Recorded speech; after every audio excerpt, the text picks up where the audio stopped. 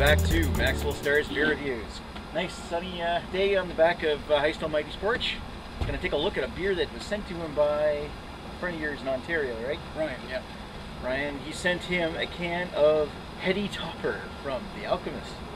Alchemist, Vermont. So is this actually from Vermont? This is from Vermont. Wow, don't be a D-bag, recycle this can. Words to live by, don't be a D-bag. It says drink from the can, so Heist is actually going to drink it from the can. But I've got a glass here, so whatever. Heady-Topper is an American double India Pale Ale. This beer is not intended to be the biggest or most bitter. It is meant to give you wave after wave of hoppy goodness on your palate.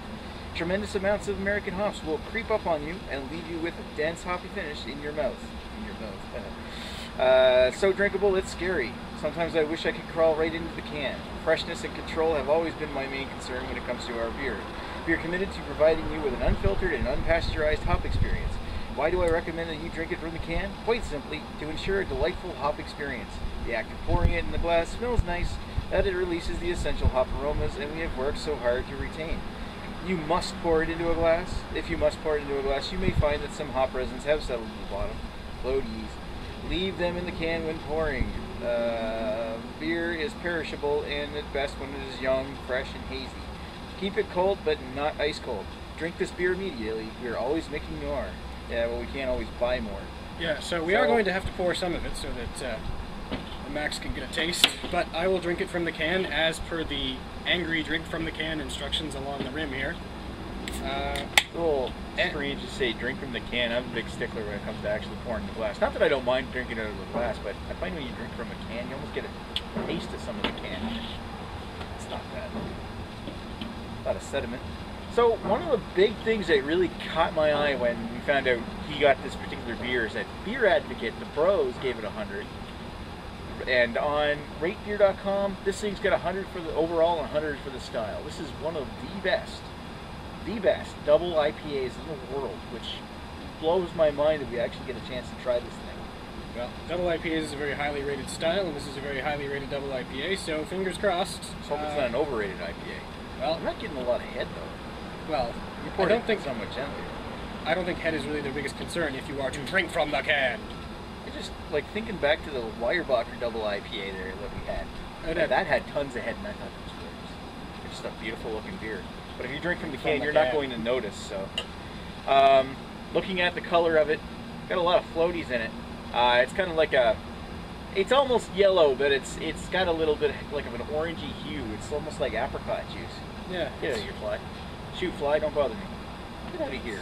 It kind of looks almost like a wheat beer, but not quite. Yeah. I'm not offended by floaties whatsoever. So. Nope.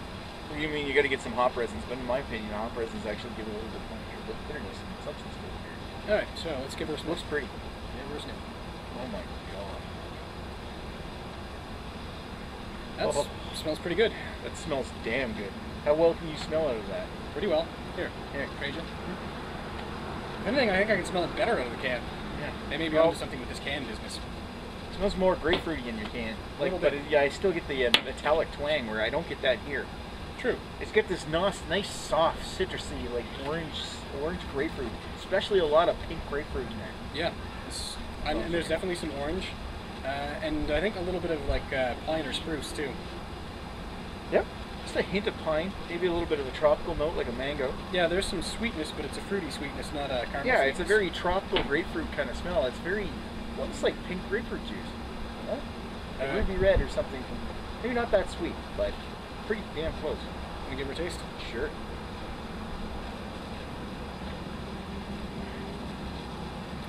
That is damn good. That's hoppy. It's hoppy, but it's not overpoweringly bitter.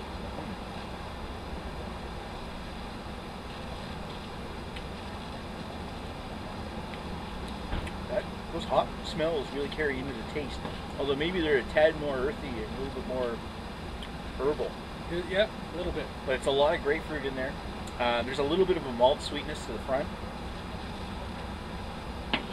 Centered a little bit on the middle of the tongue. Yep. And it fades into this nice, sweet, vanishing malt, like a blanket of malt as well as hops. Like very strong hops.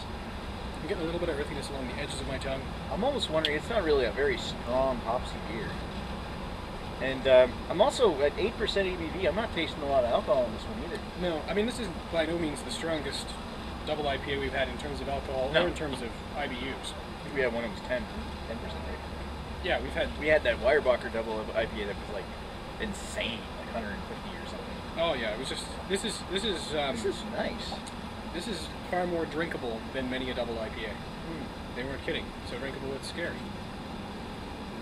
It's tasty, and it finishes nice and dry too. And it's not a very heavy beer. Like for most double IPAs, have this heaviness to them, like this weight on your stomach. Whereas this one's nice and easily drinkable. Yeah. I see what they mean with where they said something about that. How it's almost so drinkable it's scary. Yep, right there. It is scary.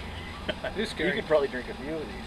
I mean, at 8%, it's not that much stronger than a regular IPA. No. It didn't go into like the crazy, like 10.5, 11 territory, but yeah, I'd say this is definitely more balanced to be Very well more drinkable and more enjoyable than some of the hot bombs. Exactly. You want to sit down with us? Yeah, let's get rid. All right, we're going to take a break for a second. We'll be right back.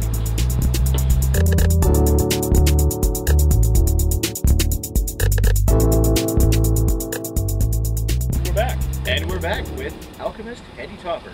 So, what do we think of this particular one? You take it away. Is this a double IPA that pushes the boundaries of the style and is the biggest or most bitter? It specifically claims that it isn't. And I'd say it lives up to that claim. I'm not going to say that this is like a 5 out of 5 double IPA, but I think if you took 100 people that drink beer and gave them this, you'd get more 4 out of 5s than you would many other double IPAs. You know, you're not going to get as many 5s, but you're going to get a lot more 4s. Is this, in my opinion, the beer that's going to define the American double IPA standard? No. It's very delicious, very good, but I don't think it's as standout as like Dogfish Head 90 Minute or as the Weyerbacher Double Simcoe or something along those But I could see this having a much broader appeal than either of those. This is a step up from your... If you wanted to get into like double IPAs and you've never had one before, but you really like your American style pale ales, which tend to be hoppier than most, fantastic beer. As a double IPA, it's still a fantastic beer as well. It's just it's not what I would call the pinnacle of the style. But maybe that's just personal preference in my opinion. But that's not what they were trying to do. Yeah. That wasn't their goal. Yeah, when you look at these beer scores online, they're really just like averages. Like, are they higher than everybody else's averages? Like, a lot of people like this one the best, and that's why it's at the top.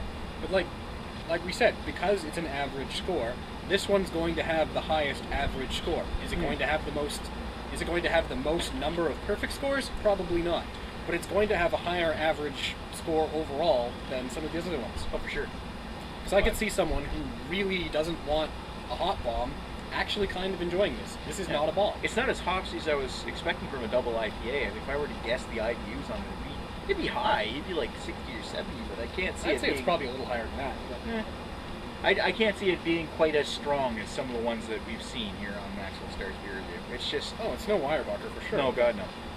But this has a lot more universal appeal. Yeah, the Weyerbacher is a little sweet and a little thick. This one here is a much more easily drinkable, easier to session beer, especially if you're a hophead. Exactly. Yeah. I mean, I think I could sit down and drink more of these than I could a hop yard, and I love hop yards. I could drink this over, like, my favorite IPA these days is Propeller's IPA. I could drink this better. This more. I like this. This is really delicious. Yeah, it's really tasty. Alcohol's well masked, nice little bready taste in the back, nice malty sweetness, nice citrus notes, grapefruit. I mean, when you sit back and think about it, to actually accomplish a double IPA that has universal appeal, that's, I mean, they're a very, very niche market. Yeah. And this breaks out of the niche. Yeah, it's making that nice, easily sessionable beer in a world of double IPAs, which are typically a brewery's battleship, you know? That big hop bomb. This isn't quite a big hop bomb, it's just meant to be a delicious damn beer. And it's not an atomic bomb, it's a cruise missile. Yeah.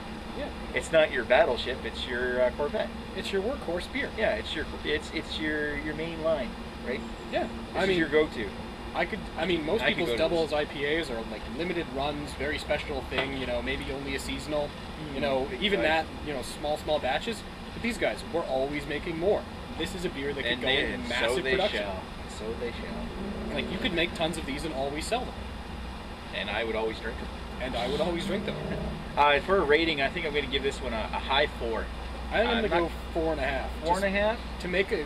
I was bordering on 4.5. But to make a broad spectrum double IPA, that's kind of an accomplishment. Yeah.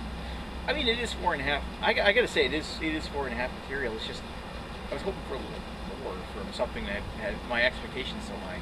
Maybe I'm just being a douche. Don't be a D-bag. Don't be a D-bag. Don't be a D-bag. Recycle your cans. We are going to recycle the can. Pile of recyclables upstairs.